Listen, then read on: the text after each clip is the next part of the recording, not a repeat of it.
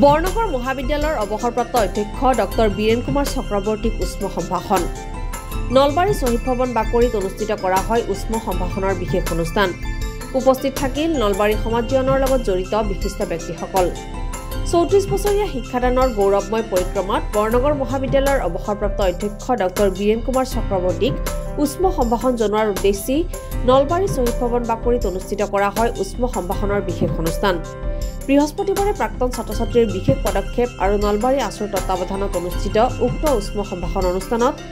নলবাৰী আছুকে ধৰি নলবাৰীৰ বিভিন্ন জাতীয় সংগঠন দল সংগঠন অনুষ্ঠান প্ৰতিষ্ঠানে বিপুল উষ্ম সম্ভাষণ জনায় ডক্টৰ বীৰেন কুমাৰ চক্ৰৱৰ্তীক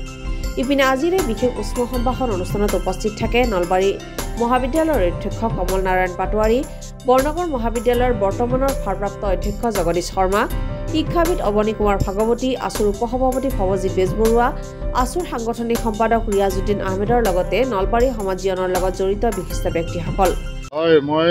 শিক্ষা জীৱনৰ লগত যোৱা 36টা বছৰে জড়িত আছিলোঁ নলবাৰীৰ সমাজ জীৱনতো সক্ৰিয়ভাৱে জড়িত আছিলোঁ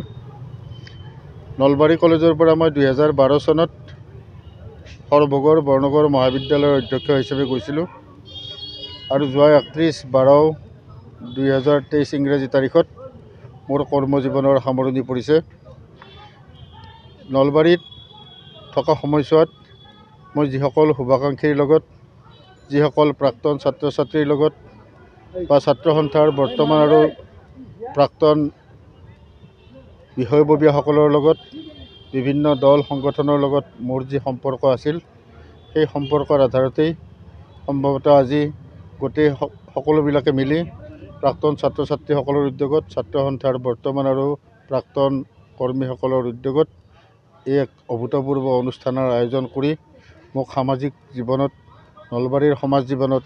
অধিক দায়বদ্ধতাৰে কাম কৰাৰ কাৰণে সক্ৰিয়ভাৱে জড়িত হৈ থকাৰ বাবে আজি এক